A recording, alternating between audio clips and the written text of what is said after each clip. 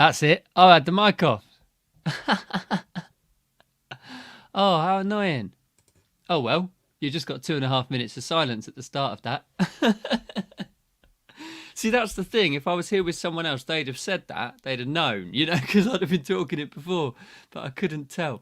Oh, apologies if you've been watching for the last couple of minutes. I had it turned off. Look, it's got a switch on the top, which has happened a couple of times actually. And it was switched off because I was doing something else that I didn't want to. Oh, gosh, it's all going wrong today. It's like, yeah, all sorts of stuff.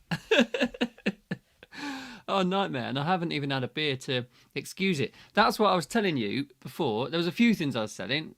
Welcome and hello to Books and Beer was the number one. I was telling you that I'm not even drinking a beer today. I'm drinking some cherry squash juice thing, cherry juice, non-alcoholic, because it was bank holiday here in the UK, or in England certainly, and it was, yeah, how strong is that beer, Alison says. And I had some beer over the weekend, so I thought I'd have a couple of days off. And if it gets to Monday and you've had a beer on Monday, then Wednesday's very soon, isn't it? Whereas normally I wouldn't have done that because I wouldn't do that on Monday. So there we go. Yes, I had the sound turned off. I'm going to have to make sure I sort of trim off that first minute, aren't I, for people that watch it later? Otherwise, they'll think it stays like that the whole way through. So have patience. That will come back. So back on normal things. What we're going to talk about today. Number one, I've really missed doing these sort of just with you guys. And I've had some brilliant people on this. I've absolutely loved talking to all the guys and girls I've had in the last sort of 3 or 4 months. But I have missed doing them just me and you. So when I saw this one didn't have anyone booked in yet, I was like, right, I'm taking that. I'm going to have that just as a solo. There are a couple of people booked in for the next 2 though, so that would be good. That would be good to have those, to talk to them. And I'm going to talk to you about a couple of things. I'm going to share a couple of reviews because I always used to do that, and I've got a few of them, especially for Set Him Free, which has only been out a couple of weeks, so that's got some really good reviews. I'm going to tell you about the next book that Steve and I are working on, Set You Free, which is up for pre-order at the moment and will be out at the end of this month, which isn't very long at all. And I'm going to tell you about Leo and Allissa's next adventure in Riga. They're all the things that I'm thinking about over the course of this. Don't forget, this is broadcast in 3 different places. It's on Facebook and YouTube and Twitter. So if you're watching in one of them and you don't see any comments, that doesn't mean no one else is here. That doesn't mean you're on your own because people are watching all over the place. Also, if you are watching afterwards, I still get notifications of the comments after. So please do say hello if you want to, but if you want to watch silently, then that's fine as well. Let's have a look at some of the comments now that we're working and I'm satisfied everything's going as it is. Fiona's laughing at me for good reason because I didn't know how to work the microphone. Alison says, how strong is that beer? This beer has got no strength whatsoever. Fiona says she loves these when I do them on my own. So do I, Fiona, actually. And I'm always surprised how long I talk for. I always think, it'll just be 5 minutes. I'm just going to sit there and run out of things to say. And yet I look at the timer in the top of the screen and it easily gets into 20 minutes, sometimes half an hour. I'm thinking, how have I got that much to say? Because it's not like I'm listening to anyone, am I? I'm just rabbiting on myself. So yeah, there we go. That's actually quite tasty. They've got there's a shop near me and they have all sorts of like international produce in it. And so international juice and tins and all sorts of stuff. It's like being in a shop somewhere else, And I love it because I go in there and just come out with a bag full of random stuff, interesting fruit and veg and cool, what I mean, cool frozen things. I absolutely love that. Seeing getting new things. Alison says she might do Twitter next week. Yeah, feel free. I mean, I don't spend a lot of time on Twitter myself, so I think that's why. These broadcasts are the only things I post on Twitter, so I don't think it gets much traction. But I've got the account, so I thought I might as well put that on there. And if anyone sees it, then that's amazing. Fiona says it's nice to hear your news, and it's nice to share the news as well. So thank you for that. Right, let's start off by talking about Set Him Free, which I was really pleased with for several reasons. I was really pleased with it. First of all, because I just really enjoyed it. I actually called Steve last night. We had a chat, and we were saying how much, because it's quite short and we were both working on it sort of full time for a couple of days, it just flew. The project just flew, and it was really nicely, it really worked. And actually that's been reflected in what people have said, which is brilliant. So it isn't just us, thinking it was great. It was obviously, that thought was shared by you as well. So I'm really pleased for that. By the way, if you haven't yet ordered Set You Free, I definitely would recommend you do that as soon as you can, because, before launch. I think we're going to change the price after the launch day, so get that pre-ordered early. Just a heads up. It's not confirmed yet, but just a heads up. Let me read you a couple of these great reviews. I haven't taken the names. I haven't put the names across into my Word document here, so I don't know who they belong to.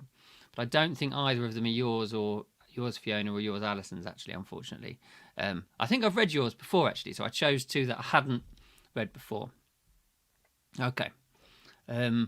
This is the prequel to a new series of books by Steve Moore and Luke Richardson, the author of the Leo Keen series. And what a great taster of what's to come. It's very short, but a brief introduction of our main character, Kayla, who has begun her travelling experiences arriving in Mumbai from her home country of Australia. On arrival, and checking into her guest house, she begins to explore Mumbai and sees a young child begging. Moments later, this same child is crying out in fear as he's dragged into the back of a van. Upon which, Kayla jumps into the nearest tuk-tuk and begins chase in an attempt to save this poor child. I'm just reading ahead now to make sure it doesn't give any spoilers. It doesn't, which is good. The descriptions of Mumbai give you a sense of how busy, hot and airless a city it is with smog and fumes. From Kayla's arrival at the airport to her first experience of a local market. This is a great introduction of what's to come, but leaves you on a bit of a cliffhanger. So I now have pre-ordered the first book, Set You Free, which is released at the end of this month, 30th. I cannot wait. So thank you for that. Oh, and Alison says she's pre-ordered her copy as well, so thank you for that. I really appreciate that. And she says she's on the watermelon juice, so we're on the same thing. I would feel bad if you turned up with one of those beautiful little stouts that you like, and I was having a juice. It would feel a bit fraudulent, but sometimes needs must. I also feel like Wednesday this week has come down really quickly, don't you? I think it's the bank holiday that's just messed with my sense of time passing. I feel like it should be Monday or Tuesday now, but it's not. Anyway, that's another story altogether. Andrew's just jumped into the comments. Andrew's on YouTube, and he says, "Hello, Luke. Set Him Free was a great read. Thank you." Maybe one of these reviews is yours, actually, Andrew. I'm just reading through some. I'm not sure. Let me know if it is. As I say, I've taken the names off, so I can't remember. A story of misery and imprisonment in India. I couldn't put it down. Need to read the next book in this series. Former Bondi lifeguard Kayla Stone has arrived in Mumbai, her first visit to India. She quickly becomes very involved in life on the streets. The start of this novella about vigilante Kayla took me back to my own visit to India more than 50 years ago when I came across child beggars for the first time. This is a great short introduction to Kayla. I'm now looking forward to finding out much more about her. Love that. And one of the reasons I love that particularly, that review particularly, is because the person who wrote it talks about their own visit to India 50 years ago, and I went in about 5 years ago, something like that. But it's how it reminds me how sort of reading a book set somewhere can give you it can bring back great memories, can't it, of a place that you visited a long time ago or something that you did a long time ago. And that shows to me that I think that we did quite a good job in bringing that together and putting it in a concise sort of form. So thank you so much for those. If you haven't yet reviewed them, please do. It always makes a massive difference to have them, to have those reviews in place, so that when we're pre-selling the next one at the moment, and we've given away most of those. If you still need a copy, they are still available. Where's the link? I think I have the link. It's somewhere. There it is. You can still get it for free. Set him free. Let other people know as well. Share that as much as possible. Obviously, this is like a taster, so we're giving it away, and then you'll get if you like that, you go on and read the main one, the main books in the series, which in good news should be out on time. It's looking like we're both working sort of flat out towards this, or passing it back between us, passing sections between us, asking questions about little bits. I mean, it's the first time I've worked with someone on a project like this. All of my books I've done independently on my own, and then obviously had people edit and proofread them and help me develop them in the best way possible, but never sort of had this 50-50 relationship that I'm working with Steve on. So I'm enjoying that, actually. It's really great. It's great to do, but we're both sort of working on it at the same time. It's quite exciting. With that in mind, I think it should be ready. I mean, we'll wait till the end of the month, I think, but yeah, we're looking that it will be all good to go for launch on the 30th of April, which is very, very exciting news. I'm really pleased about that, and hope you are as well. Yes. Okay. Let's talk about Leo and Allissa, which I am really excited about as well, because I've got a review of Kotal to read to you. Really great review of Kotal, which I was very pleased to get. And then I'll tell you about Riga, which is their next adventure, which is, come on, sort of leaps and bounds since we last spoke. So I'm really pleased about that. So, I've put the name down for this one. This is because Rosemary emailed it to me directly and then put it on various, wherever she reviewed it, I think Amazon and those places. Kotal is a Thai paradise resort where Luke Richardson sets his story of two desperate couples. Firstly, Omar, an immigrant, and his wife Nafisa, who has had to hide each time the police come to try and catch her for not having the official papers that would allow her to stay openly in their apartment. Omar works as a tourist guide for the hotel, and the second pair, Leo and Maya, young lovers who are travelling around Asia while Leo tries to pluck up the courage to propose, are staying. Will Maya accept his ring and proposal? Where is she now? Who's accused of her murder? How does Leo help Omar and Nafisa? And how long does Leo keep looking for Maya? Kotal is a thought-provoking story by Luke Richardson, intelligently poised in a succinct manner, subtly drawing the reader into the events with attached emotions, unfolding in a fascinating, clever progress that you won't forget in a hurry. A riveting 5-star drama, which is destined to be a modern classic. Love that. In the style of Hemingway or Fitzgerald, in my humble opinion. Get it as soon as possible. Your bookshelf demands it. Wow, what kind words. What kind words. Love that. Interesting. Interesting flavour. So, yeah, Leo and Allissa. I'm pleased with the great review. I really like that. So, I'm working at the moment on Kotal. Not Kotal, that's what I've just talked about. Riga, as I've told you. And I've just hit the 50,000 word mark of the first draft, so we're almost there. I haven't been working on it this week. I've given myself a bit of a time off, because generally I find that when I'm writing on something, I get so absorbed in the story that everything else, I don't do anything else. So I've got people asking me for things and stuff to arrange, like to do with the publishing of the books or checking something else, or just other stuff that you need to do. And I find that I get so absorbed in it that I just hardly do anything else, and everything else gets behind. So I decided after last weekend, I was going to have a week's break from writing to just get all that other stuff done, get a load of other things finished, and then come back next week and hopefully get that final 10,000 words down. Because I think it will finish up at about 60,000. Now, I'm almost at the end, but there's a couple of scenes I've missed as I've written. So quite often as I'm writing, if there's something that isn't quite fitting properly, quite often I'll leave it and come back to it later, because it's easy to fill in the difficult bit where you know exactly where the end's going to be.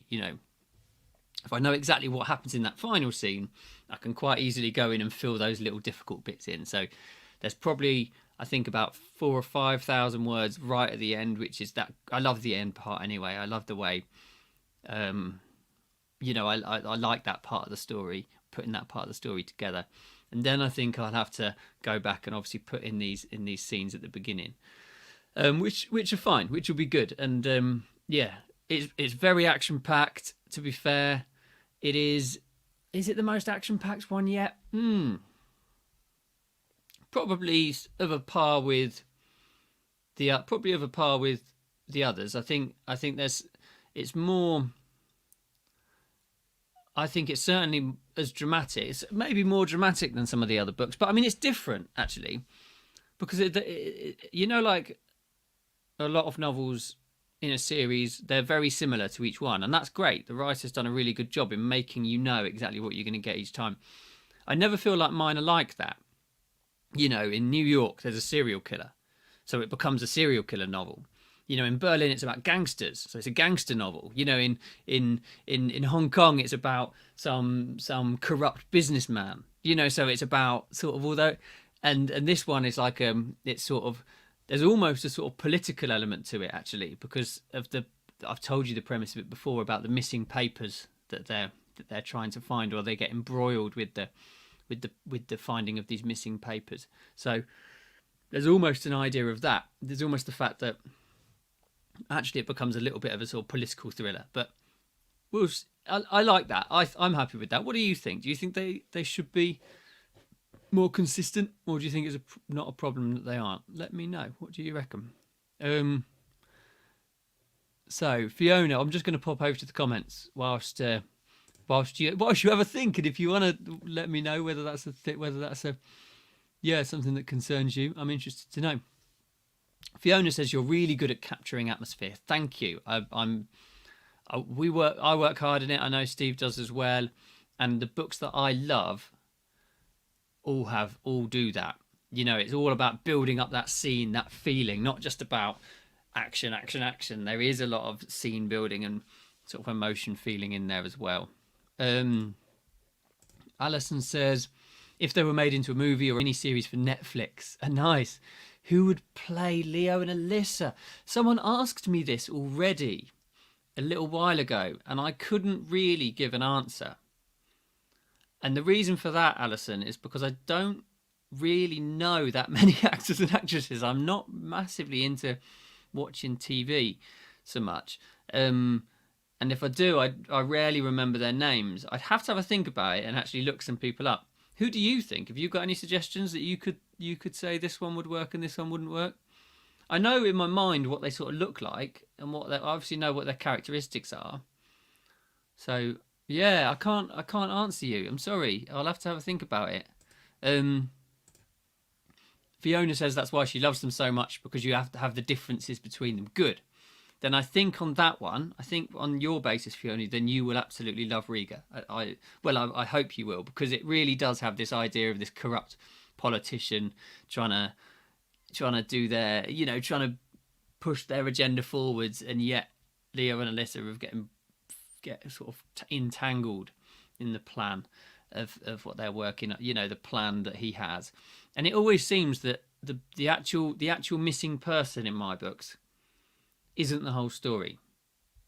They find the missing person and that's all right, but then they're in this other situation, which is the problem at that time, because the person's gone missing and fallen into some issue or had some issue or whatever it might be. Yeah, I'm excited about it, and I really hope. So if we have, it's too early for me to start saying it'll be out at this time, it'll be ready at this time. I'm not even gonna suggest. It is there for pre-order should you want to pre-order it now, just to make sure you get your copy. But if and I put the pre-order really late in December, but it's going to be out before then. I think probably, what are we in now? May, June, maybe something like that. We'll see. I couldn't say exactly, but I don't think it'll be too much longer. Andrew says no. I love the variety. Brilliant. I'm pleased that you've all said that, actually, to be fair. Alison says she likes a surprise rather than the continuity. Yes, good. Perfect. That's what I think. So, question for you. I think I put this on a slide, but it's not here. Unless I wrote it somewhere else. That's all right. I can write it again.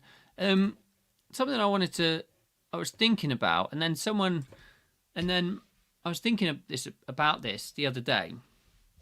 What do you think about swearing in novels?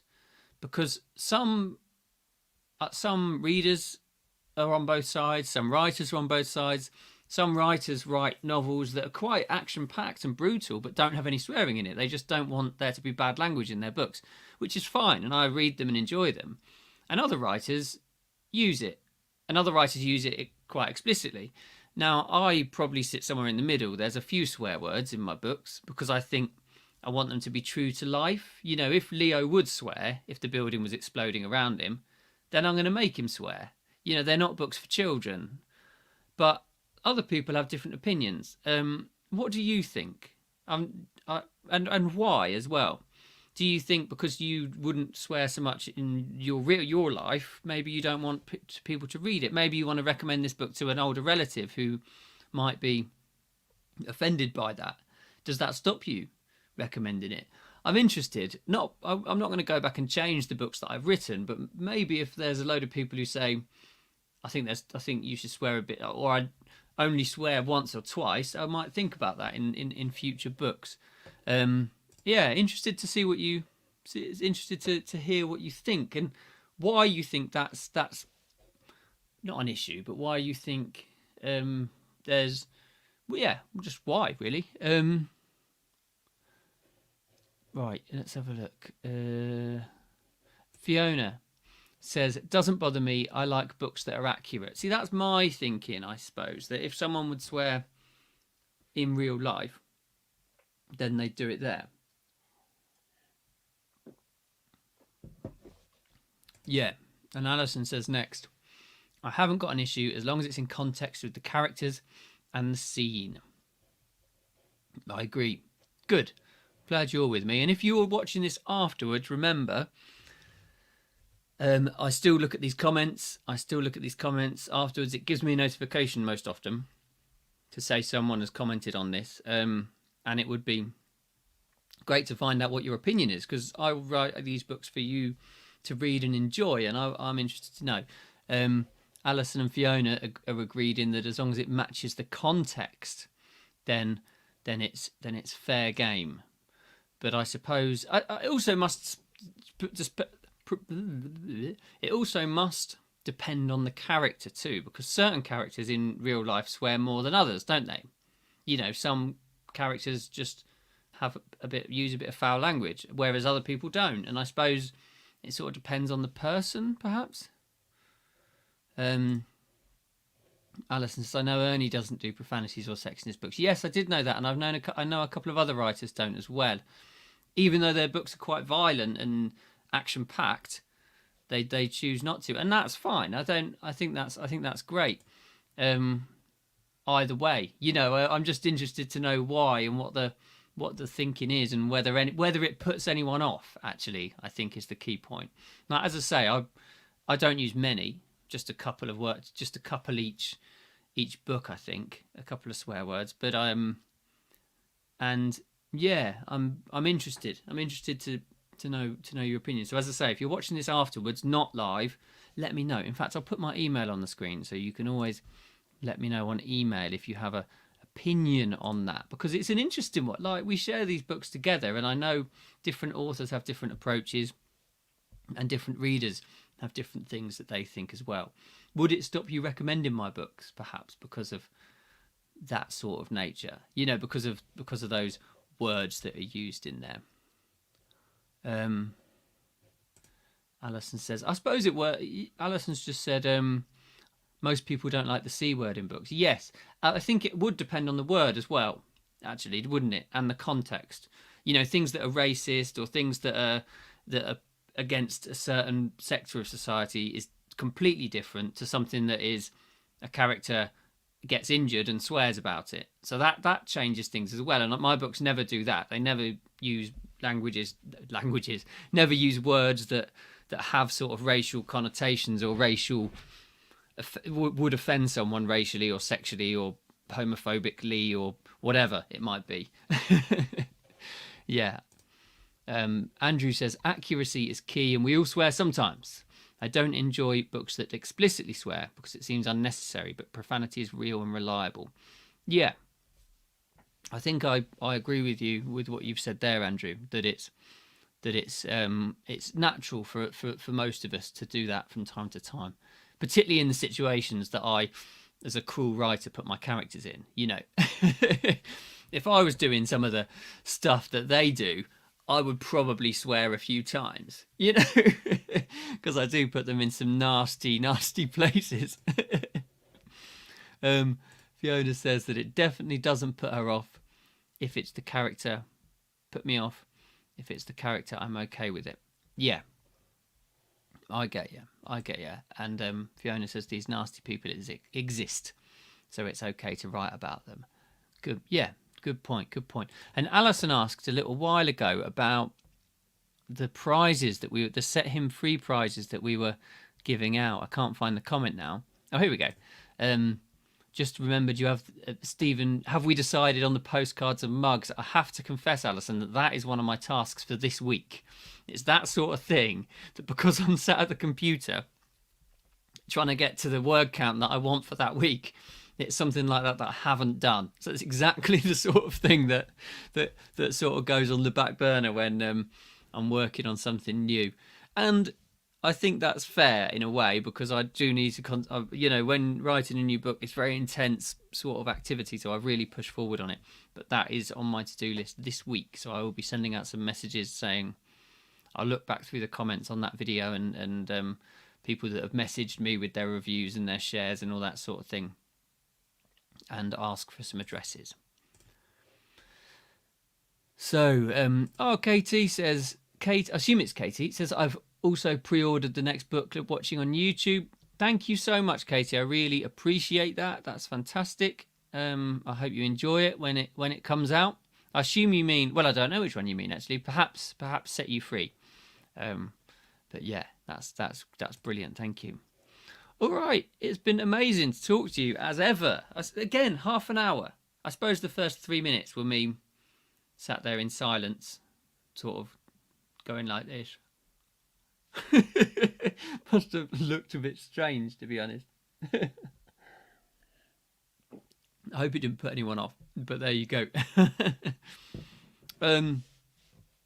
Yeah, cool, brilliant. I don't think there's anything else I wanted to discuss with you, but it's been lovely to have this conversation with you, as it always is.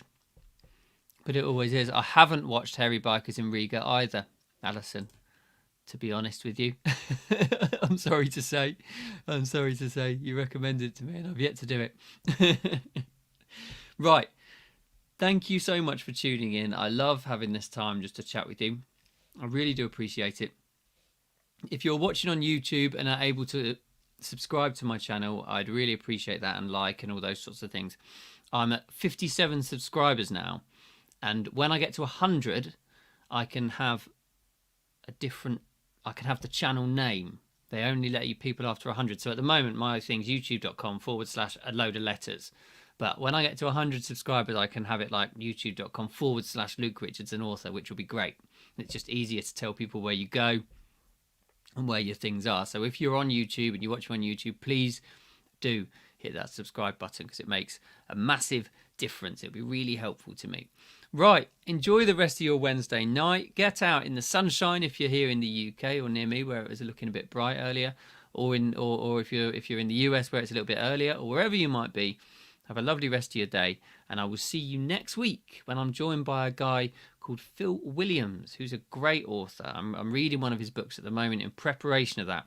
It's very gritty, quite dark. There is some swearing in it, quite dark, and yeah, I'm really enjoying it. It's different to mine, different to my books, different to the books I write, but really a great thriller all the same. So he'll be joining me for Books and Beer next week. Oh, thank you, Katie, saying she's a subscriber. I assume, yeah, saying that you're a subscriber. Brilliant. Lots of love. See you soon.